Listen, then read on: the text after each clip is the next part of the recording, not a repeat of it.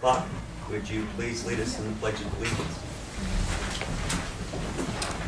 I pledge allegiance to the flag of the United States of America and to the republic for which it stands, one nation, under God, indivisible, with liberty and justice for all.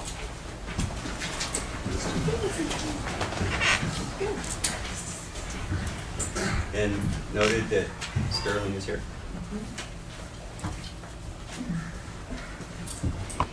I will now accept motions for approval of the agenda. Does anyone want to make any changes to the agenda? Make a motion to approve the agenda as presented. I second that motion. All those in favor say aye. Aye. All those opposed say no. The agenda is approved. Public comment, 3 minutes per speaker. For any topic not on the agenda, I will now accept public comment from those who have filled out request to speak forms for topics not on the agenda. Please note that during public comment, there will be no questions, discussions, or interaction between the MAC or members of the audience and the speaker.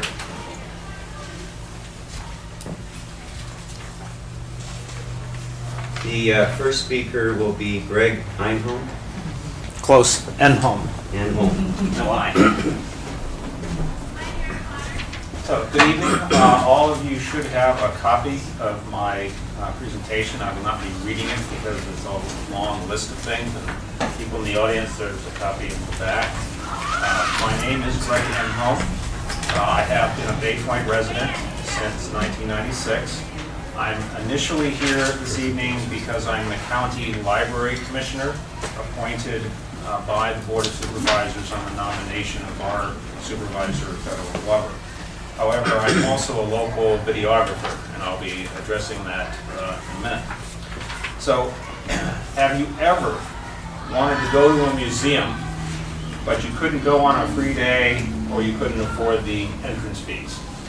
Well, you have help now from the county library.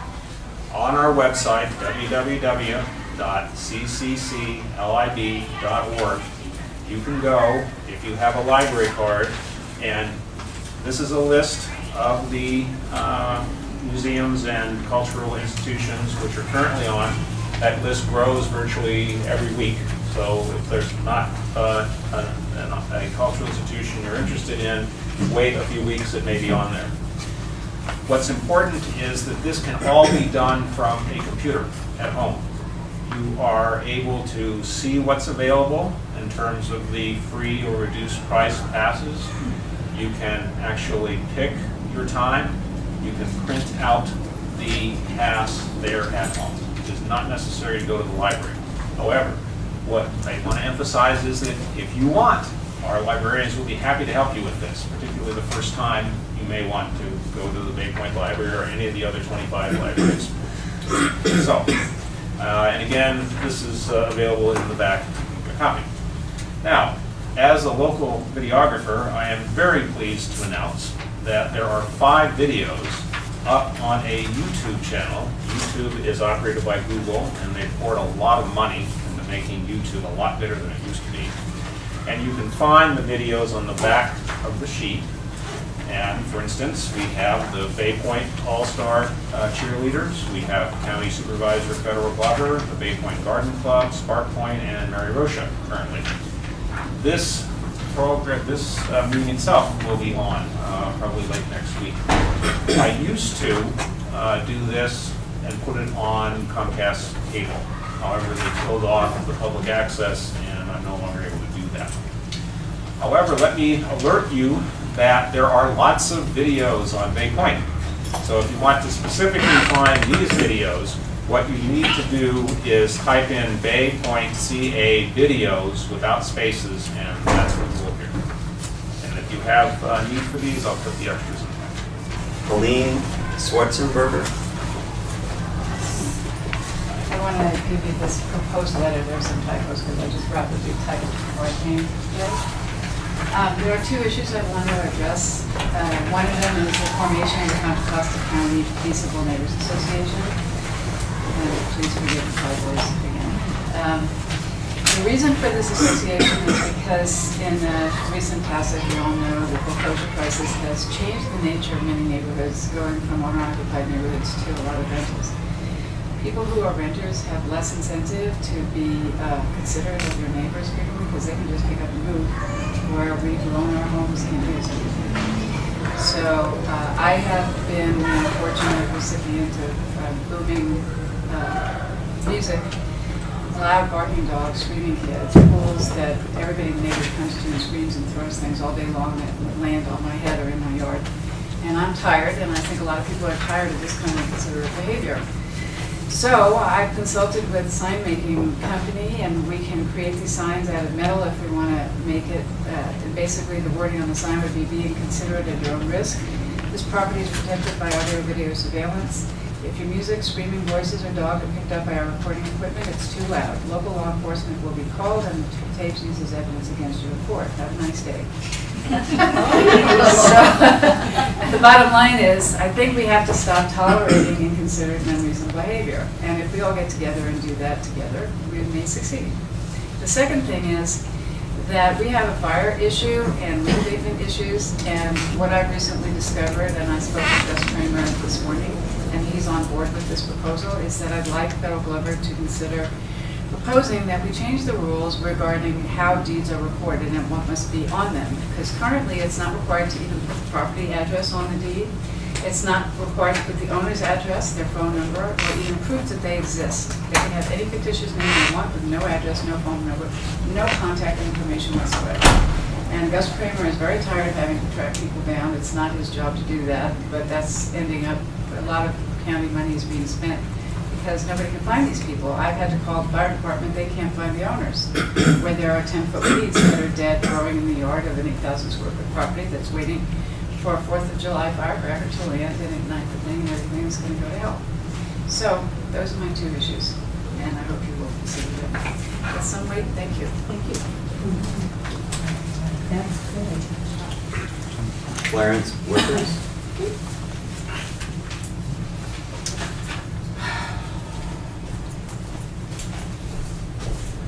Good evening, board. Thank you for having me.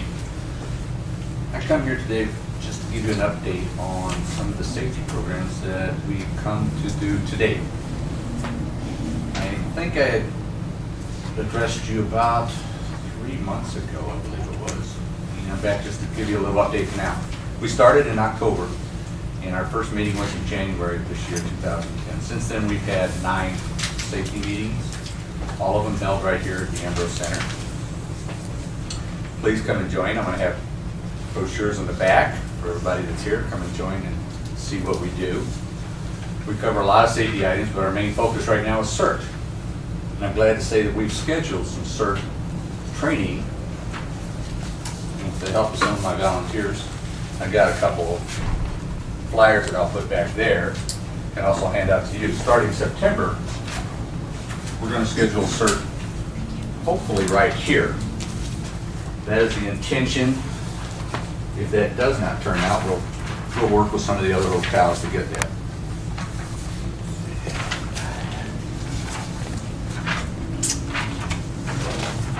And the rest I'll put back there for everybody.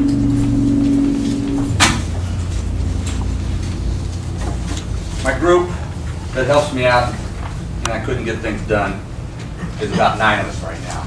And from time to time, we've grown a little higher than that. We have 9 volunteers that continually are there all the time, passing out flyers, doing some door knocking, and coming up with creative ideas to get people to come to our meetings. We attended the garden parade this year. We were a participant in the garden parade and got to get out a little bit of our safety program there and let the Bay Point know that we're out here, come see us.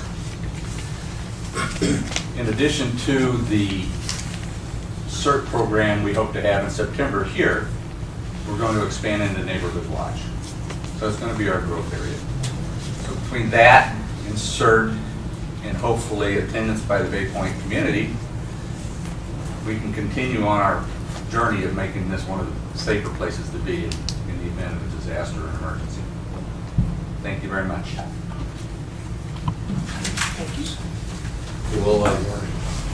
We'll start with Supervisor Federal Glover, General Report, Ed Diokno. Good evening. I'm sure they're probably getting prepared for tomorrow's holiday. Trying to cut down on overtime, and so they can work extra hard tomorrow. Supervisor Glover will be the Grand Marshal of the Antioch July 4th Parade.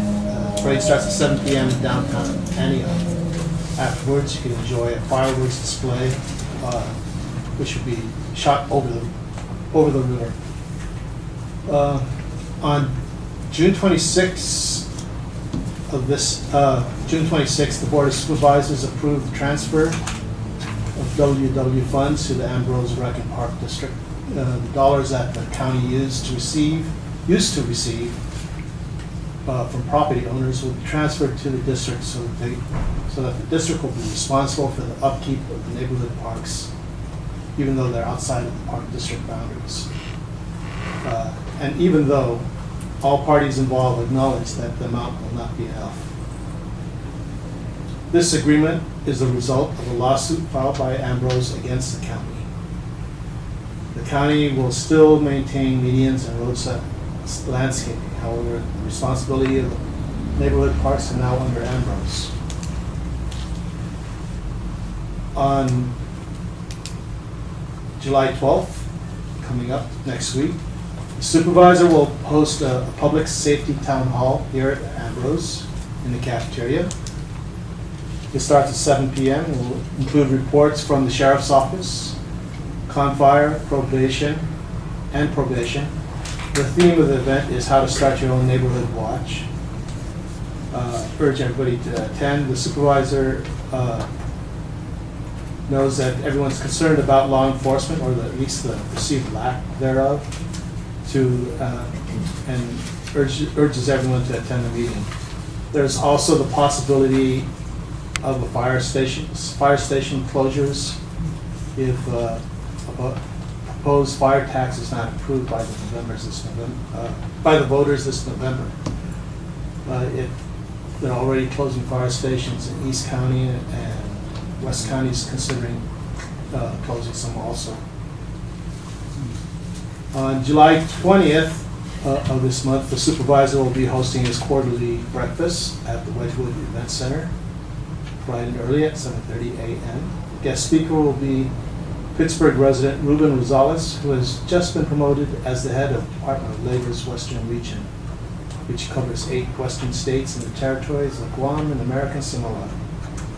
If you want, Through the chair, Yes. I just wanted to say I went to the Board of Supervisors meeting as an individual, not as a MAC member, and spoke against them turning over the 5 parks to Ambrose simply because the general manager stated himself that it's insufficient funds.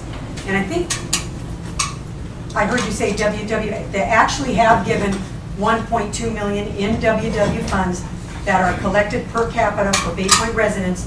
Ambrose has chosen to sign that over to City of Pittsburgh, and it's $400,000 in park dedication fees that were collected from taxpayers in Bay Point that Ambrose is turning over to City of Pittsburgh for the development of that park, and then they will get ongoing $51,000 per year to maintain 5 parks. and even that $400,000, that the county takes out a portion so that they can maintain the medians and the roadsides. Well, they're getting a lump sum of $400,000.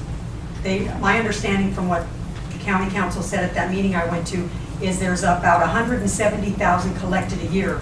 The county will maintain, keep $118,000 for all the medians, and because they cover areas that there isn't even money for, like the Gateway area, there's no taxes even collected for that. And then each year they will turn over $51,000 to Ambrose to maintain 5 parks. Thank you for the clarity. Yes. Through the chair. Chair recognizes Vicky. Would like to ask if then residents have a problem with the parks, they should contact the Ambrose Park and Rec District? That's what I'll be telling constituents. Okay. And then also on a separate topic, could you research and let us know if there's a noise ordinance for the county? There is no noise ordinance. There is no noise. Would the the supervisors be interested in supporting a noise ordinance? Because this is. It's a, passing an ordinance and enforcing it are almost one and the same. Okay, At this point, even though as irritating as it might seem, enforcing noise is not high on the priority of the sheriffs. okay. Is this something that maybe the supervisor would attach to his public safety town hall meeting that we It could be brought discuss? up. Okay, thank you. I almost have the same concern with the commercial drivers coming in at crazy hours. McDonald's have a delivery like 3 or 4 o'clock in the morning, which doesn't make a lot of sense to me. Because the Well, noise that's- wakes up everybody in that neighborhood. That's a completely different. Even I have to correct myself. This town hall is not code enforcement. It's public safety. And it might be out, you could bring it up, but he might defer it to another meeting. In your case, if that's, we should discuss that with county staff. I don't think we can enforce that. I know Oakland had that same concern some years ago, and they enforced it. When we have approved projects, we've specifically asked that trucks are during certain hours of the day, and I don't think 3 in the morning was one of those hours. That's a little bit early. Well, that's, in the past, that's true. That's been the case in large commercial establishments. But when you're talking about a community that needs retail, needs sales tax, for the smaller establishments, it's not something that's brought up usually. Any more comments? That is not further discussion.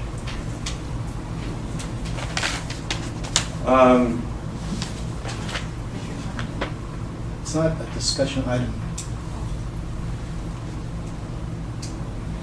Golden State Water, Tina Gonzalez. Tina Gonzales. I'm here to give the operations report for Bay Point for the month of June. For the flushing that we had for the month of June, we flushed 66,250 gallons of water. For the meters, we changed out, which are, we call aged, if they're 20 years or older or stuck or damaged for whatever reason, we changed out one. For our valve maintenance program, we exercised 5 hydrants and 5 main valves. For our service leaks, we had 2 that were repaired and 2 that were replaced. For our hydrants, there was no hydrant leaks or main, but there is one this month, if you noticed it on trade. And for this month, we did our semi-annual weed abatement for all the booster stations and the reservoirs. And with that, I'm going to introduce our water quality engineer, Kathy Lawson. She's going to talk to you about your consumer confidence report that you received in the mail, or water quality report. There's Kathy. Do you think? I'm going to pass these out. Some of you may have already seen them.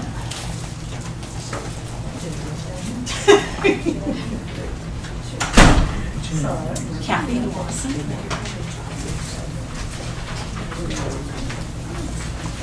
As Tina mentioned, my name is Kathy Lawson. I'm the water quality engineer for the United States Northern District.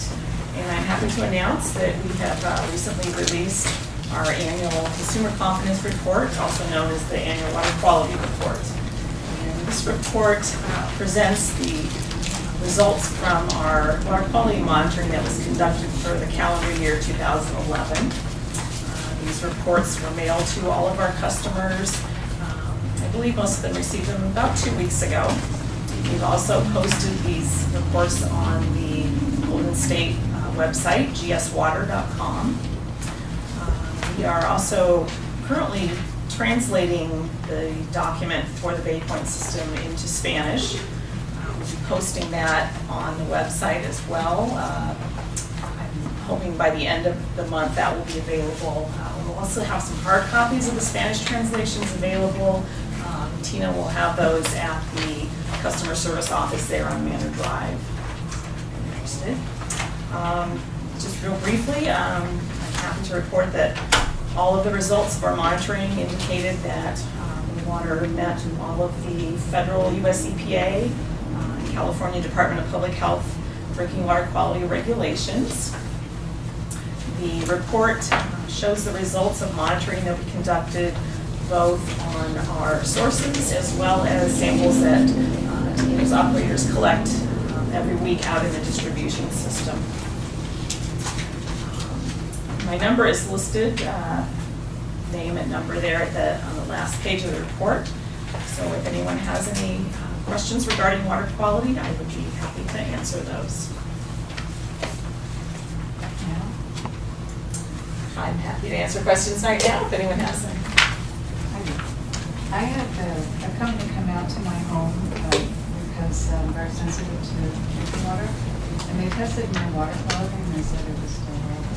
So what am I supposed to do with that information?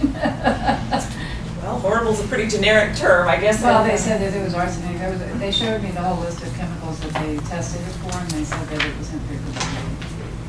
So what are we going to do? Well, this report, we actually monitor for over 200 different constituents in our sources and our distribution system. The tables that you see in this report show anything that was detected. So anytime the lab goes in using the available methods, anything that is detectable by that method will show on this report. So in this case, you'll see that, for instance, we do sample for arsenic, and that was not detected by our laboratory in any of those samples. And everything was well below the drinking water quality standards that have been issued by both EPA and the state of California. Can there be variation between locations due to the piping, or how does this stuff, where do the minerals and chemicals that are making the drinking water unpalatable come from? Do they come from the source, or do they come through pipes, or? For the most part, the constituents that we monitor for do not change much throughout the distribution system. There are a few things that can vary within the distribution system, and so we set up a number of different sample stations all throughout the community. You may have seen the little white boxes that the operators come around and take samples from those. But generally the water quality is pretty constant throughout the system. We don't really see a lot of variation. But I guess if you have any specific results that this particular company provided to you, I'd be happy to go over them with you. Thank you. The chair recognizes Vicki Zimmerman. Yes. Is this all of the various elements that you have tested, and are there other elements that other places test that are not on here?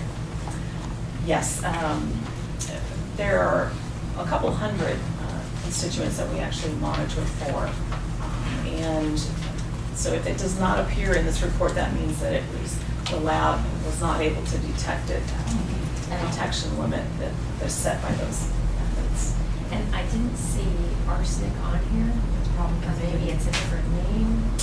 No, actually, we did not have any detectable levels of arsenic. I think we did have some low levels last year, but nothing was detected this year. We had something that was on here to left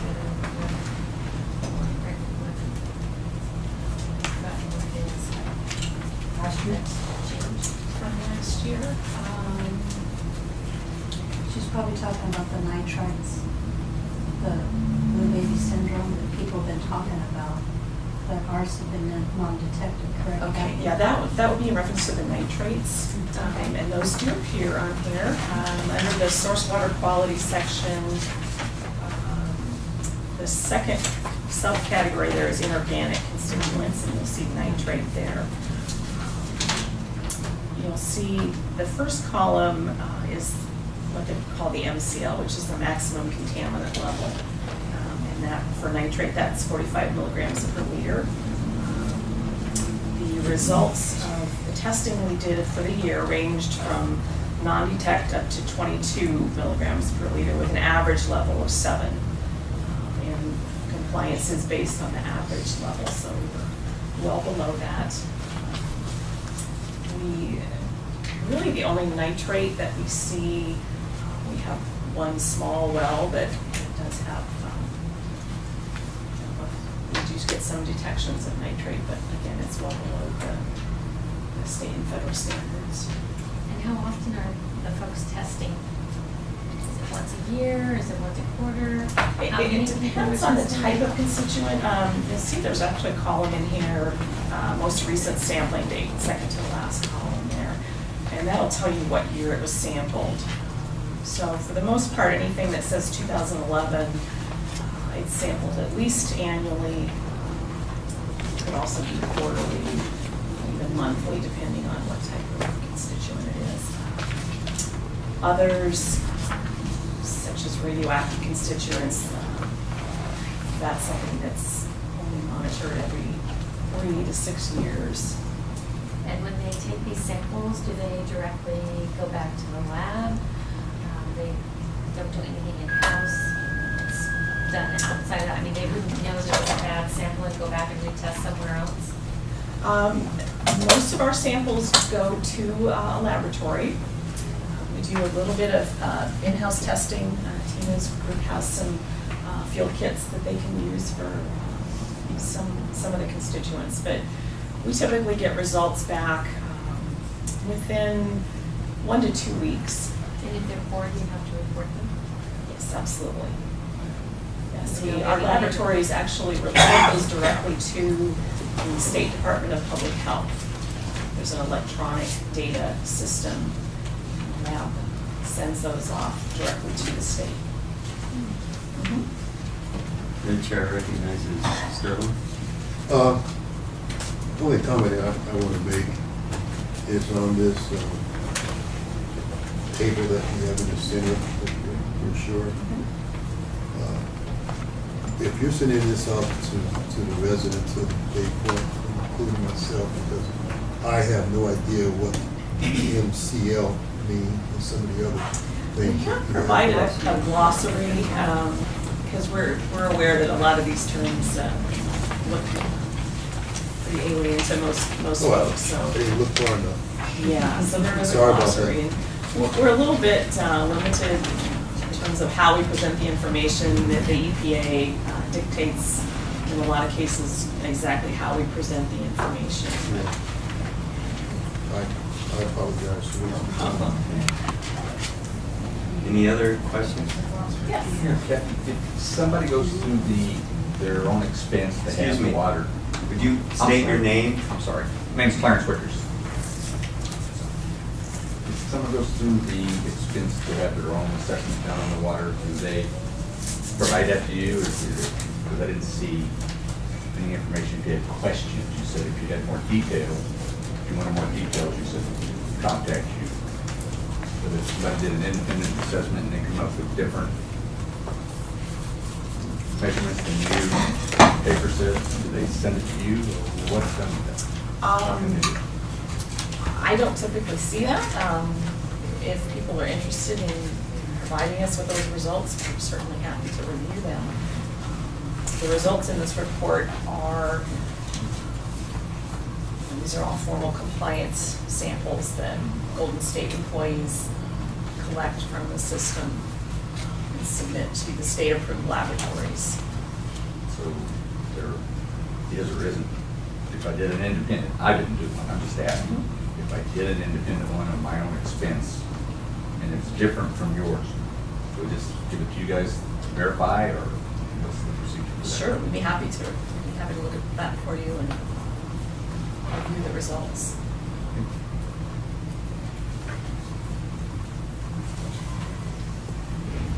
Oh, I'm sorry. State your name. You're recognized. Aaron Johnson. I wanted to know about the treatment process because brochure says that it's a combination of pumped groundwater and treated surface water. I just wanted to know about one, the treatment process of the surface water, and two, how it's combined and blended with the groundwater, and what is if that's the result of the measurements. Okay, sure.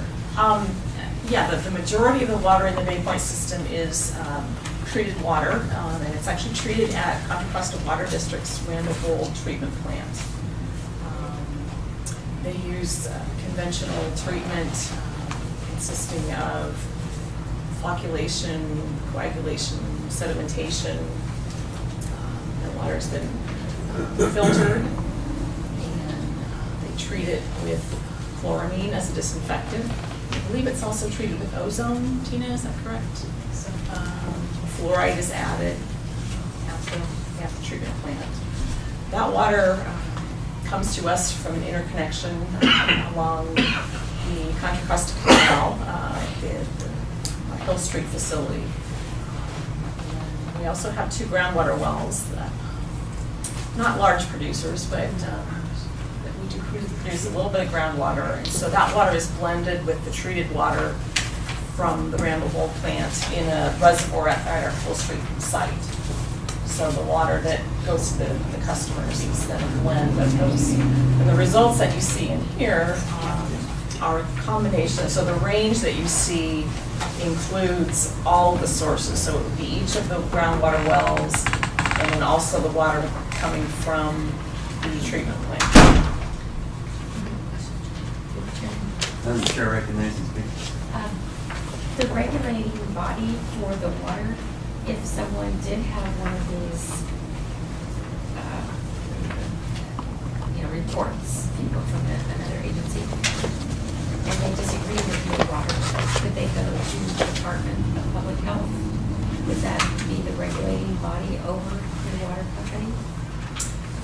Yes, they are the primary regulator. The federal EPA, for the most part, gives the State Department of Public Health the authority to implement these regulations. Okay, thank you. They could also probably contact your county health department. They also handle questions regarding drinking water. Okay, thank you very much. Thank you. Right now, Eva Garcia wants to make some presentations.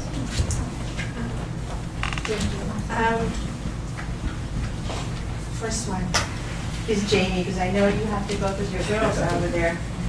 I think it was Mr. Sterling nominated you a couple months ago. He wanted you to know that you do a lot of good work with youth, and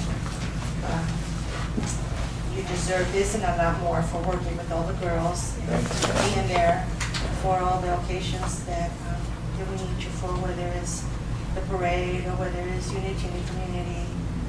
You're always there, and we thank you. I gotta teach you, the only thing I want to say is you have your jobs cut out for you. I love it here. I was an undercover police officer. I moved here 17 years ago. I couldn't stand it. No, but I love it here. I've been here for 17 years. I have about 100 cheerleaders. I do love it. Politics are hard. I'll do my part. I'll take care of these girls. I love all the support, and I really thank you for this, and I'm going to keep doing this for a long time. Thank you very much, everyone.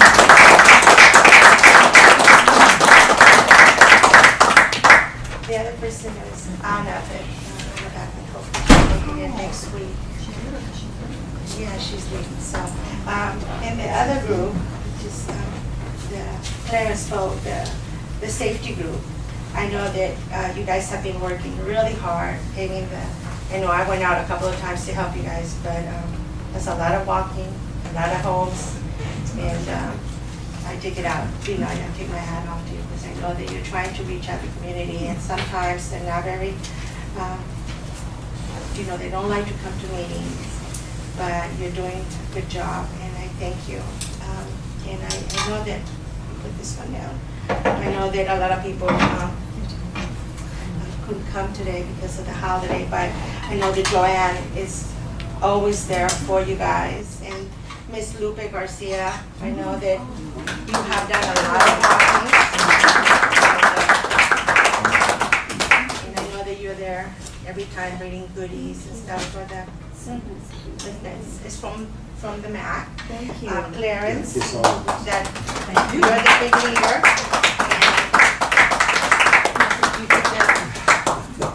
Thank you. Thank you. And then I have Nick. He's the You're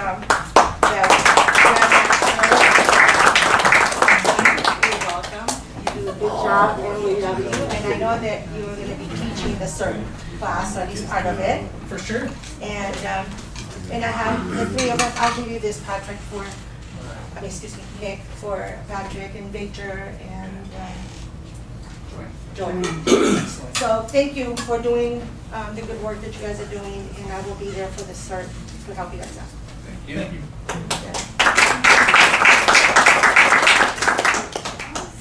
The first presentation is Bay Point Chamber of Commerce, Brad Clark.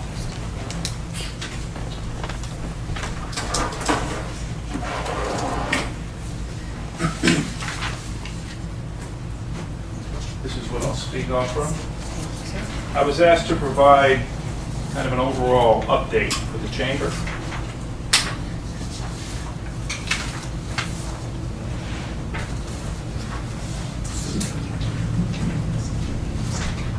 So what I'm going to be talking off from is actually a modified sheet that I used in providing Supervisor Glover a quarterly update. We, as the chamber, meet with him quarterly, and I actually just met with him at the beginning of June. So we've had a couple of updates since then, and I'll include those in what I talk about today. Again, my name is Brad Clark. I'm the current president of the Bay Point Chamber. Let me also recognize Gonzales, our treasurer with the chamber. I guess the biggest change actually lately for us is that we have a new, what we call chief admin officer, otherwise known as secretary. We kind of elevated the position. Julie Nelson left us back in April. Mimi Stouffer, who's actually a retired employee of General Chemical, we hired in May. So she started on May 1st, and she's been a good breath of fresh air. She comes with a lot of ideas and energy.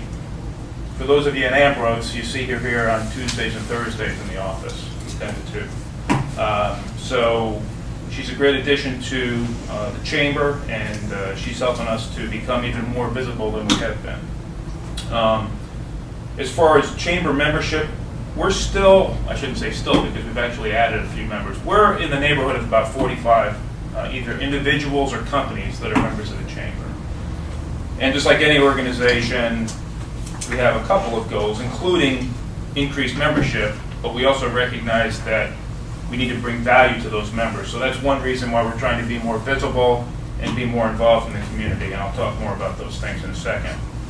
But the more recent new members have been PG&E, Habitat for Humanity East Bay, Brighter Beginnings, Winston Graham, who's with Lincoln Heritage Life Insurance, and also Art Garcia, who's a photographer out of Pittsburgh.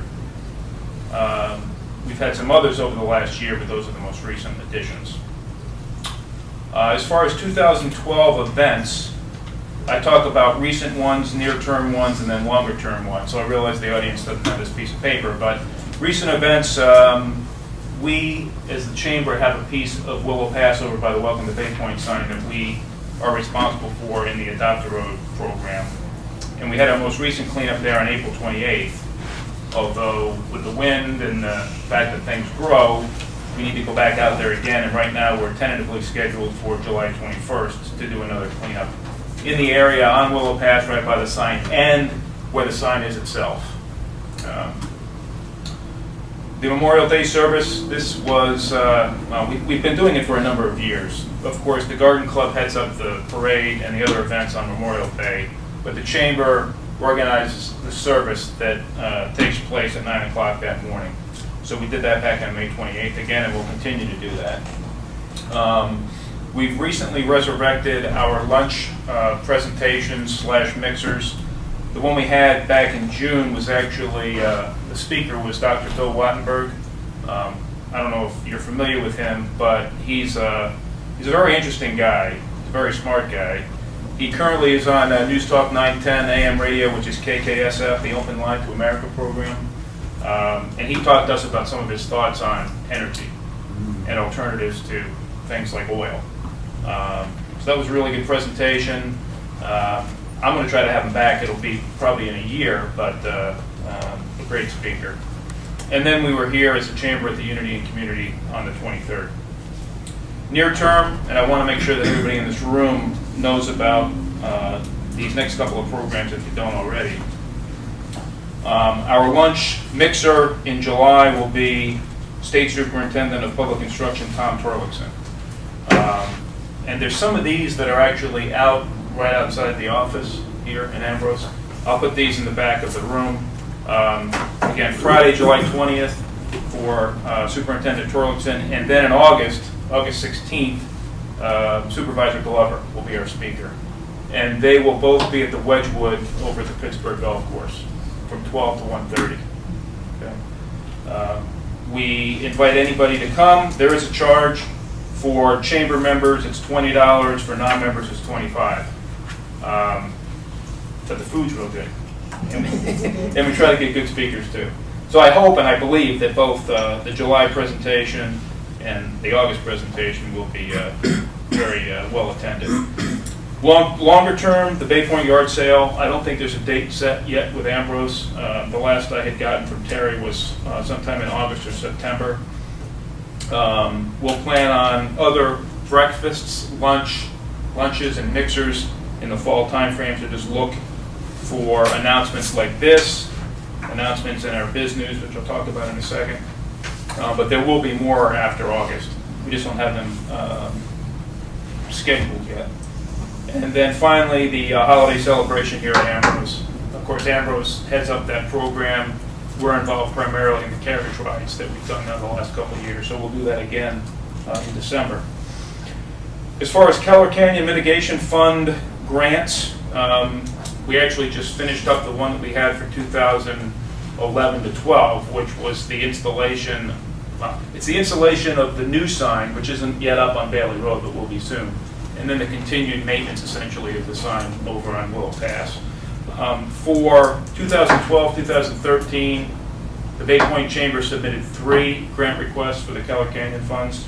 And like everybody else that submitted requests, we should know in August. I believe the date's August 28th. Chamber newsletter. Again, this is also out in the hall right on the other side of this wall. We put out a newsletter every 2 months. This is the June edition. I would suggest you pick one up and read it. If you have any comments to it, please let us know. For anybody interested in advertising, there is ad space in the newsletter. And it's a good way for us to continue to get our word out. So the next one will be the August edition, which will be out toward the end of July. In 2013, we'll be putting out our next hard copy version of our directory. We haven't had a hard copy version out in a couple of years. The soft copy version is on our website, which is baypointchamber.org. Okay, you can get on there, and as we have new members, we update that. But we plan on putting out the 2013 directory at the end of 2012. Quarterly meetings, like I said, with Supervisor Glover, the most recent was on June 6th. The next one is scheduled, we schedule these basically for the year. The next one is scheduled for October 3rd. And that's just a, kind of a private sit down with Supervisor Glover to let him know what we're doing, and just as importantly, get input or feedback from him as to things he'd like to see us do. And that kind of leads to the last comment I have on this sheet of paper, which is the 2013 emphasis. Gloria Magleby started this organization, as I think you all know, and she did a great job pulling people in. One thing that we've tried to do over the last couple of years is to continue to increase the awareness of people that Bay Point has a Chamber of Commerce. So a lot of the things that we've been involved in have just been, hopefully adding to the value of living in this community. not necessarily business directed.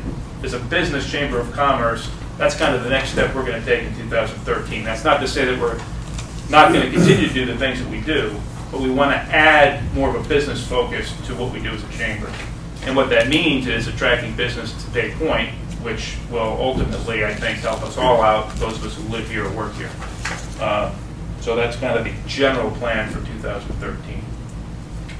And that's my update. Do you have any questions? Do you have the fee for joining? Is it the one standard fee, or do you, like, for small business owners, have a different fee, or? We have a varied fee structure. And in fact, we added a level, it's not in the newsletter now, I don't think. We added a level of 150 for individual business, essentially. We also added an upper level, which is $5,000 for anybody that's interested. We call it the rhodium level.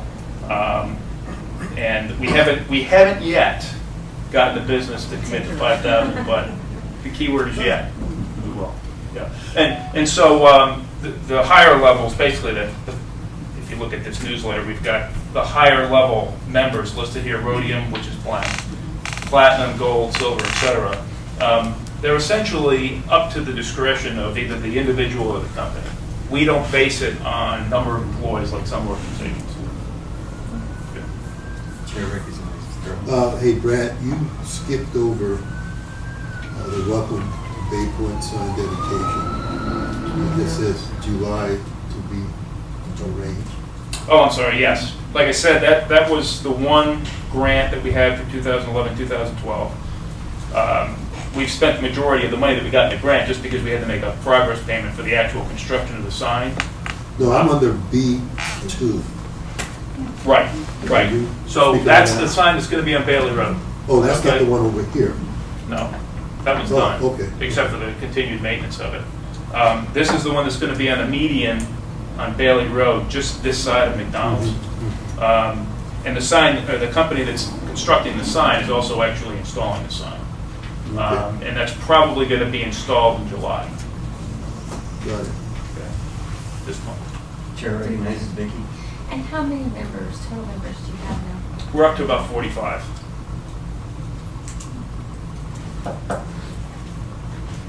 Any other questions? Thank you, Bill. Okay, thank you. International Institute Study of the Bay Area, Juan Ortiz. Hello, good evening. Pass these out really quick. My name is Juan Ortiz, and I'm a staff attorney for the International Institute of the Bay Area. The Institute is a nonprofit organization, and we have been around in some way, shape, or form since 1918. We started out as the International Institute of San Francisco in 1918, and they were soon followed by the International Institute of the East Bay in 1919. And along the way, the International Institute of San Francisco opened up another office in Redwood City. They all consolidated in 2007, and thus we became the International Institute of the Bay Area. The International Institute's focus is to provide low-cost immigration legal services. We just opened a new office in Antioch, and that's what I'm here for, to give us a little bit more exposure. Did anybody need an extra one? Another one. So we opened up our new office October 2011, and we are located in Antioch. And I have the flyer here. It's the first half page on the packet I just handed out. The objective of opening the new office in Antioch was to serve East Contra Costa County. There are no other service providers like ours out in this area. The closest one is Catholic Charities in Concord, and I believe they might have an accredited rep in there. In our office right now, I am the attorney that's working out of that office, and initially the concern was how people going to hear about our services? Are we going to have enough clients? 8 months later, I think now the question is, how do we expand and how do we build capacity, because I am overwhelmed. Besides providing direct legal services, we also partner with Opportunity Junction in Antioch, and that's the second page in the packet. One of our big focuses is getting legal permanent residents to apply for citizenship and become citizens. That way they are able to fully participate in the community, become voting members. So the good thing about us is we do have these English/US citizenship classes. They're free for the most part. There's a catch, you have to pay $25 for the book. But they are held every Monday from 6 to 8:30. To kind of coincide with the classes, we also held a citizenship drive in Oakley on May 19th. And it was a very good turnout. We actually partnered with the Contra Costa Bar Association, with UV Oakley, and Cisco. We had over 100 people register. Not all of them showed up, but 70 people did appear. And from those 70 people, all of those received a screening, which was free, along with a consultation with an attorney, with a volunteer attorney if they did have any issues. Not all of them were eligible, however, but about 40 of them were. And out of those 40, we are submitting the applications to USCIS on their behalf. And the timing of that drive was so they can coincide with the November elections, because right now it does take approximately 4 months for the process from beginning to end to naturalize. As I mentioned before, we are a nonprofit. We do not charge what your traditional private attorney would charge. I did include a copy of our fee schedule and our fees for different types of services, and those are the last pages in the packet. The types of services, legal immigration services that we provide include naturalizing for citizenship, renewing green card. We also help with certain humanitarian types of services such as the U visa and VAWA, which is for the Violence Against Women Act. We also help people to become permanent residents. There are certain types of legal immigration services that we do not assist people, and those are more for practical reasons and because of our limited resources, such as deportation defense, although our Oakland office does have a deportation defense clinic that we can refer people to. We also do not help people with asylum.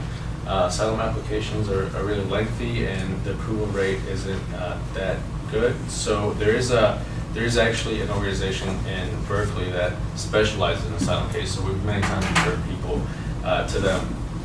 And last but not least, employment-based immigration. We do not help people that want to find relief through employment, because what happens is usually it's the employer that is sponsoring the individual, and companies, organizations many times can afford a private attorney in those instances.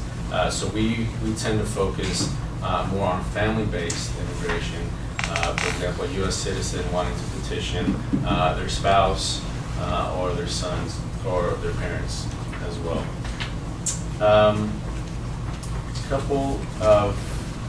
So like I mentioned, we do have the 4 offices. So one's in Redwood City, one's in San Francisco. The East Bay one is the one in Oakland. And each of our offices are structured a little bit differently in that we each have our own strengths. Here in Antioch, I'll basically do all those services that I just mentioned.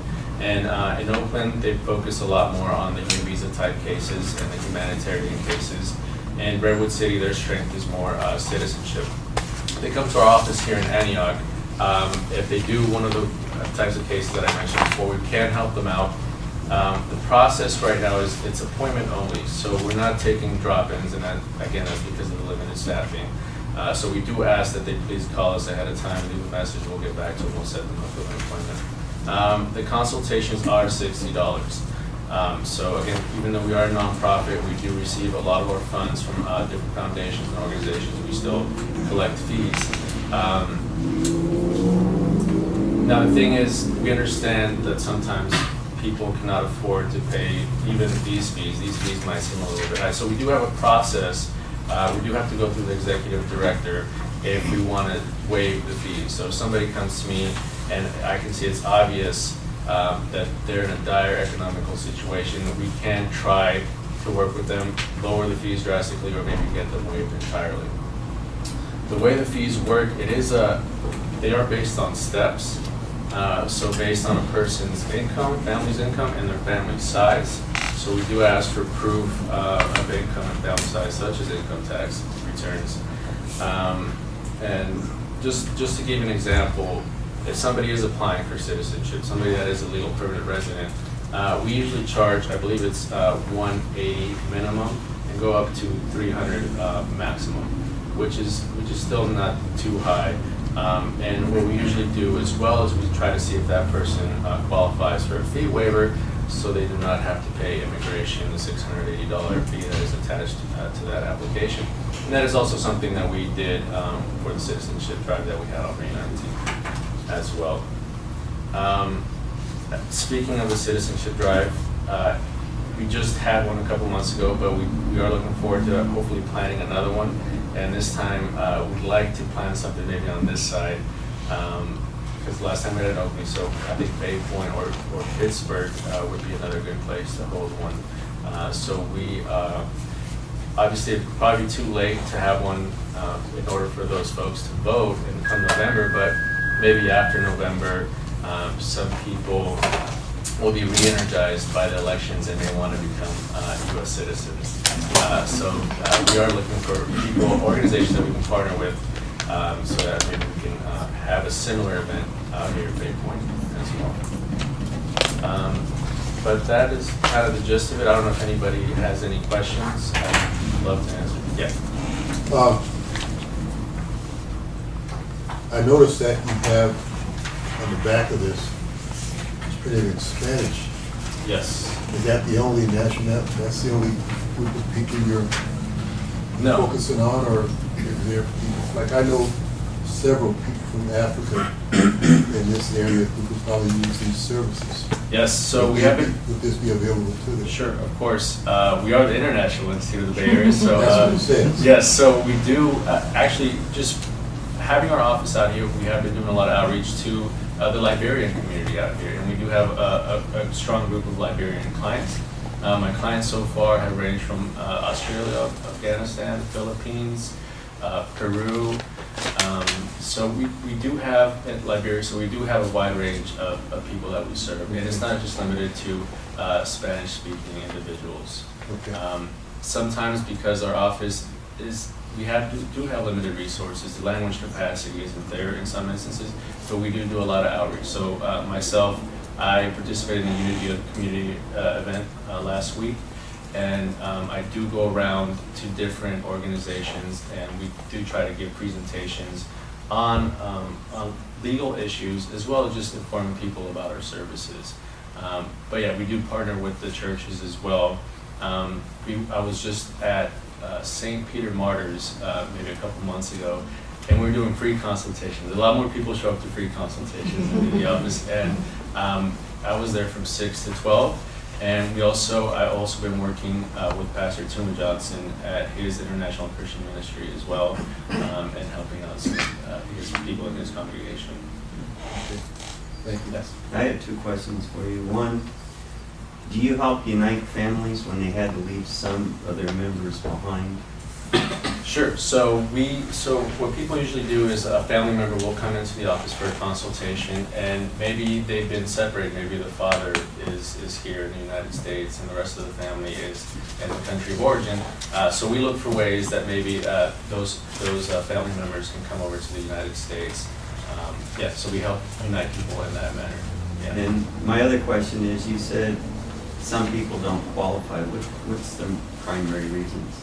Oh, well, as I mentioned, I think I mentioned that in regards to the citizenship drive, people applying for citizenship. Well, there's a lot of laws when it comes to applying for naturalization. It can get pretty intricate, but one of the things, for example, is if somebody as a legal permanent resident has been outside of the country for more than 6 months, what happens is USCIS at that point presumes, there's a presumption that that person abandoned their resident status. So it wasn't necessarily that they qualified. The event in Oakley was a group processing event. So we took the people that didn't have any red flags, that didn't need an attorney to individually work with them on their case. We took the people that immediately qualified and needed no further assistance, because we're processing such a large group as that we have to do things a little bit quickly, and it can be really time consuming. But if somebody didn't qualify, it doesn't mean they can't qualify ever. It just means that for that event, we refer them to a private attorney for further, more extensive consultation. And maybe in the end, everything is okay and they will be able to qualify. That's just one example. Another thing could be a crime that might have made them not eligible for citizenship. Any other questions? Thank you. I thank you for your time. Thank you. Yeah. Before you get away, how are you letting the community know you're here? Are you- Yeah, I well, mean, you're here, but how about those people out there? How are they finding out about it? there's still a lot of work to do, but so far I've seen clients come in from Sacramento County, San Joaquin County, Solano County, all over East Contra Costa, including Richmond, even though we do have an office that's closer in Oakland. I think I started off with the churches. So I started off there, different churches. I know St. Anthony's in Oakley, St. Peter Martyrs here in Pittsburgh, International Christian Ministries. There's still more churches that we need to do outreach to, but I think those places, then I went to Planned Parenthood. I also did, there's a health organization here at the Kaiser here in Pittsburgh. I forget their name, but, and then Opportunity Junction, partnering with other organizations as well, dropping off our flyers, and I think the word just has been spreading little by little. Do you have any more of these? Yes, and I can drop them off at the next meeting, or I can get them to you any other way. Yeah, I'd like to have about 5 or 6 more. Okay, sure. I don't know if I have any more with me, but, The chair recognizes Debra Garcia. Just before the meeting today, I had a phone call from somebody from a church, and they had heard, there's rumors about you in the community. So, and they called me and I was like clueless, it's like, oh, I don't know. And I left the phone number, and as soon as I get home, I was gonna call this person and say I didn't know, but now I have this wonderful information that I can share with them. So thank you, because the need is huge here. So it would be a great idea for you to have something here in Bay Point, because I think so. use their services. Thank you. Thank you. Any more questions? Thank you.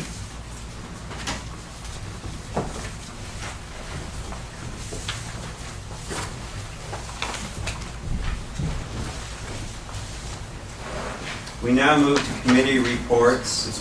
7A. Say again? 7A. The consent item that was pulled. Oh. All right, we're gonna move to 7A.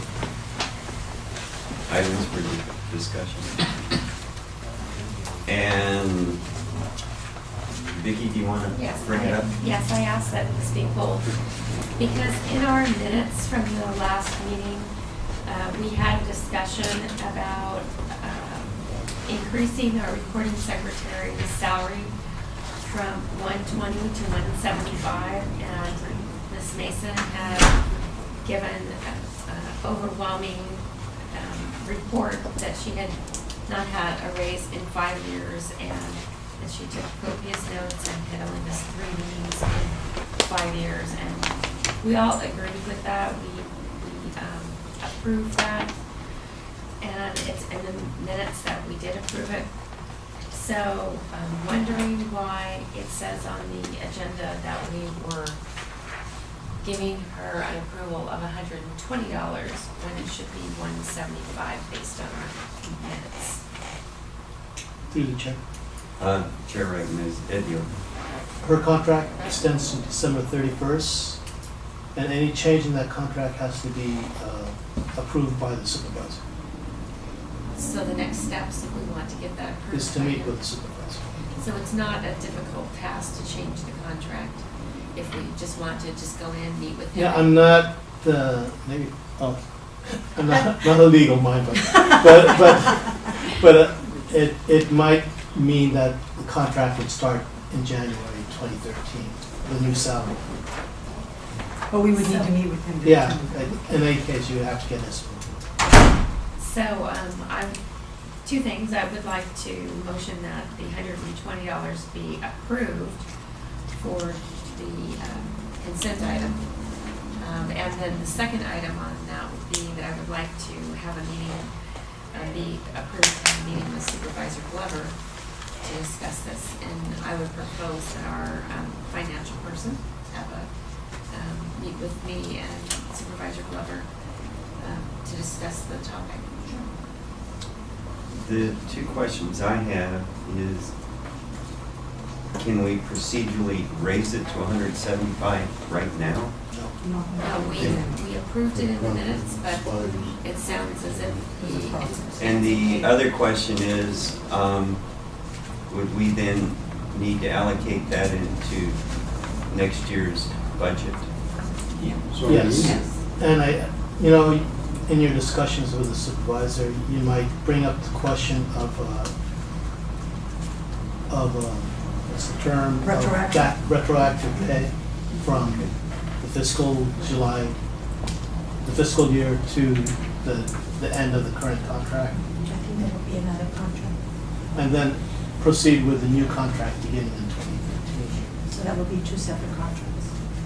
We can ask him whatever way he Well, feels we could do it. They'll work it out. Yep. Yeah. They'll work it out. So you made a motion. Yeah, I made a motion to approve the $120 that's currently on the agenda, and then to have Evan and I meet with the supervisor to discuss going forward with what we approved in the meeting minutes, which is raising her salary to 175. I would second that motion. All those in favor? Aye. Anybody opposed? Need a second to that? She seconded I it. second you it. second. You made it, I second it. Well, once I got it right. Yes, you did. Excellent job. Okay.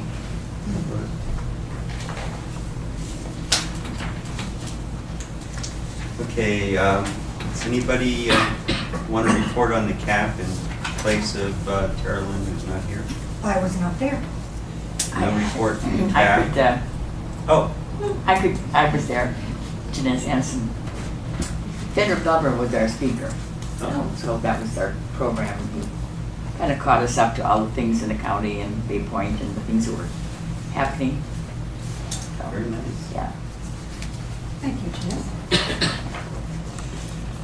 There was no code enforcement. It will be when this month? Next week, next Wednesday. Any comments on adopt a road, Sterling? No.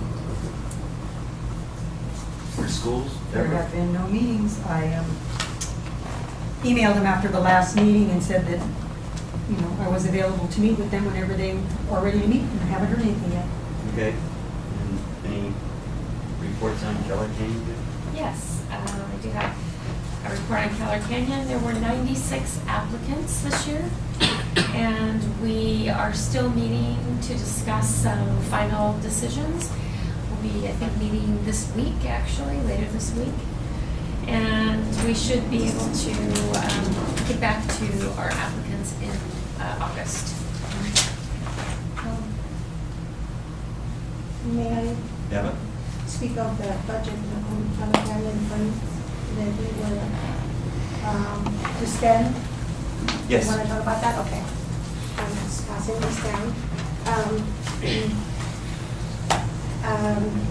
We got our name tags. Thank you, Mr. Attorney. That was that was $129.36. That was the first item, and it just projected, but I got that. Then the $309 was for ready print, for banners, one banner and two signs. Did I ordered that. And Mr. Asked me to talk to Debra about the banners and hanging them up and didn't have the time this year. So Debra and I kind of talked and we thought that maybe we should do that early on in the year, so to find out the cost of hanging and keeping up those banners that we purchased a couple of years ago. But for now, I went ahead, I talked to Debra, and Debra gave me some good ideas about how to spend the money. So I went back to Ready Print and I got some promotional items. And I thought I brought a copy, but I got like pens and another banner that we could decide what it could say in the future. That's there for the $1,999. And $21.75, that was for the frames that I passed out today. And that's it. So we're down to $33.45 left. So I would like to, at some point, maybe Debra or Vicky, you could come with me and decide what we want these pens to say, what, you know, the promotional items that they've been paid. We just kind of have to go and decide what colors and so forth. So I could email you guys and decide on a day? Sure. All right. That's it. Question. Chair recognizes Vicky. Eva, did you mean to have the name tags on here twice? Or they're two different things, or? You know what, I meant to change that. The $391.87 is for, not name tags, is for plaques, including one for Gloria McAbee, which we didn't do last year, we intended to. But, so the name tags should be plaques. Which one? The one for $391.87. And I'm sorry, I was just copying and pasting, trying to get it done. And then I would just be a little concerned that we're down to $33.45, but our funds do not come to us until later in the summer because, you know, we're the county. This is from last year's calendar. Right, This is but the funding for this year? We cannot spend monies for 20. Right, I understand it, but we haven't approved any funding yet for Keller funds, and that's what we operate on, as Keller funds. Well, you're still, these expenditures came from 2012. Right, up and through June. Right. But now it's July, and we have not. These were all expenditures made before. Correct, but what I'm getting at is next year's funding we won't get until sometime in late August. Right. So will we have enough funds to pay for the room, the salary, et cetera, for July? I wasn't in on that committee. Just a question, Yeah. just a question. I assume Will that federal there pay will be that? enough to cover the regular expenses. Okay, so federal will pay for that for us until we Well, it's, get funded? you guys have voted on This on is this. always been Projected like room this. rental. It's always been, it always happens, we get the funding and then Debbie Giles gets paid almost like a month behind, right? Okay, So it works. okay. Unless we get no Keller County fund, then we're all in trouble.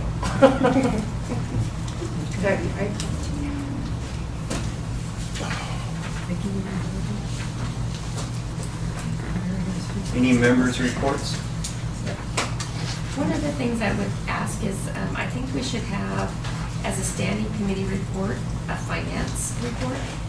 And also, I think we need for the presentations to have Eva on every month for presentations for the awards for Big Point.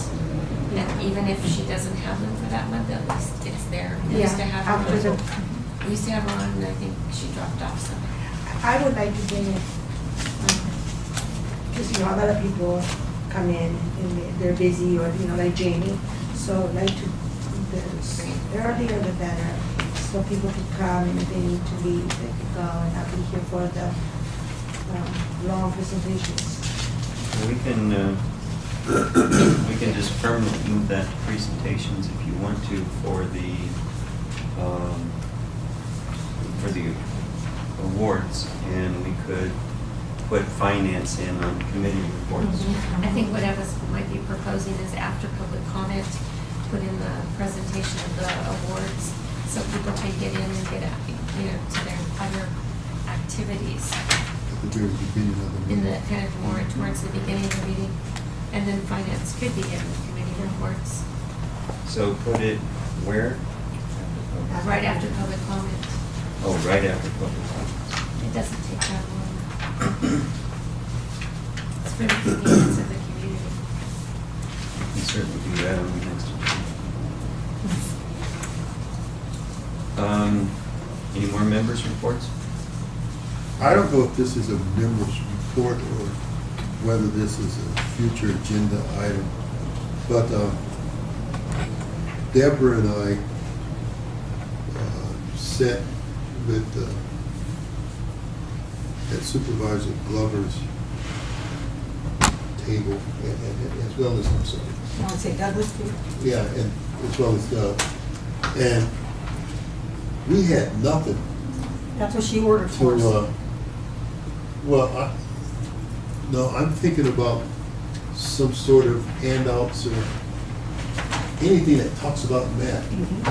And I felt foolish because everybody, I'm assuming everybody that came through there thought we must have represented Glover. You do. Well, we do, but we also represent ourselves as a board. And that's the part that was missing.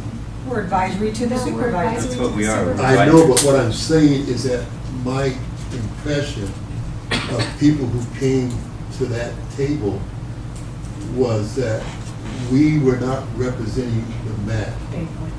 And that part of it, to me, was missing.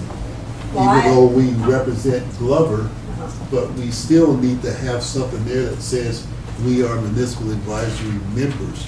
I explained it to each and every one of them. I'm saying we need something that we could hand out. Explaining is one thing, but actually to develop something that we can hand out to the citizens, then they know we exist. We can talk our heads off if we want to do that, but we need something that we can give them so we can take home, is what I'm basically saying. You mean a written something? Yeah, some sort of a brochure. I mean, it shouldn't be that difficult. No, just cut and paste what it says in the board order that said we could be the representative of the supervisor. Should be not that difficult. I through the chair. I understand what Yeah. Sterling is saying. Even though the three MAC members were there's nothing saying that they were from the MAC. And the supervisor has always thought that the MAC members should be more visible in the community to begin with. And he would support educational material explaining what the MAC is. I mean, that could be something that the board, if it so wishes, the council, if it so wishes, to put in next year's budget, to come up with this brochure and the printing of. I think Maureen Toms used to have some nice literature she had started to promote Bay Point with some nice pictures and write-ups about Bay Point. See if Mike could draw from some of that as well. Yeah. I don't have it with me, but I With the redevelopment funds she had. It was to attract businesses. But it might be a nice start. Okay. That's my 2 cents. It's more like a full quarter. And one of the, through the chair again, one of the banners is still yet, we still have to decide what's going on the banner. Which is what I suggested to Eva, is And that you Sterling could- said that we should have a banner that says Bay Point Municipal Advisory Council to put on the table when we're out at events like Well, that. I think we got one of those nice tablecloths. Tablecloth ones, okay. And it's going to have some identification on it, plus we've got our name badges now. Yep. Let's make sure it's So spelled we right. can give Nice looking. instructions on it in there separate. We could sell dartboards with our pictures. Okay, I have one member report. go ahead. Madam Chair Chair. recognizes. In addition to attending the Unity in the Community event, I'm proposing to attend the next Ambrose Park District meeting to propose to have our rental space fees waived in order that we might have more money in our budget. these other events in the future. Let's see what we see. Good luck. I'll be there to support you. Yes. For the, will I be asked to be put on? Would you like to Yeah, be? so I need to ask. Just like You need to do here. that before the end of the meeting. Okay. Thank you. Anything else under member reports? Okay, in the mail, we have two conservation and development, I guess we got, oh, this is from the water. And I will be putting these into the agenda for next month, based on comments I get back from Maureen. So for now, if anybody wants to look at them, they're available, but I'll put them on the agenda for next month. Okay, any future agenda items? Chair Through recognizes the that. chair, I think it would be a good idea if you had a committee or, yeah, a committee of board members to make recommendations to the rest of the council about your budget for the coming year, so that we're not stuck at the end of the year scrambling. Yeah. I wholeheartedly agree. I think we have to find out how much we're going to be allocated first before we can determine what we want to spend it on. You'll find that out soon, but you could start discussing now.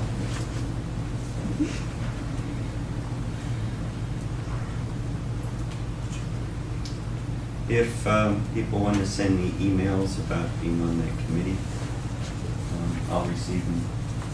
To do that now.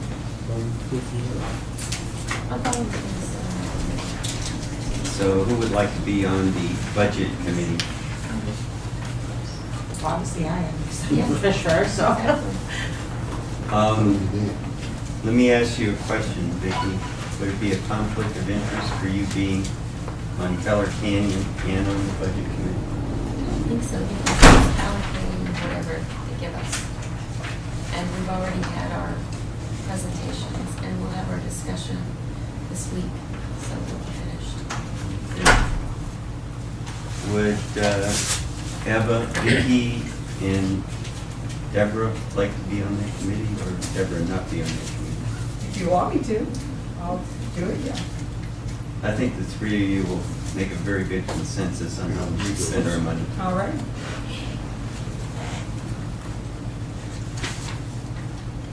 So I'm going to nominate the three of them. You appoint. Oh, You pardon? can just appoint us. I'm going to appoint them. I'm halfway through, I'll get this right by the end, Get the guys. right terminology. Okay. So, So who's going to give the lesson about pin centers on? all you have to do is tell me you don't wear a I was gonna say pacemaker. this. If you don't wear a pacemaker, you can put it on. Cool. That's it. Anything else? Future agenda items? He just asked. And I will not be at the next meeting. I will be on vacation. Okay. Do I have a motion to adjourn the meeting? I Yes. will I want adjourn. to stay here. Well, you Second the can. motion. Because there's no time there. You don't have- Okay, let's get back on track. Do I have a second on that motion? I did already. Oh, okay. Did I motion All a those in second? favors? Aye. Anybody opposed? No, we're good. We got another 31 minutes to do nothing. They'll add that to your collection. Thank you. My goodness, everybody's bringing it. My kids Oh, better. yeah. Thank you. Oh, we have a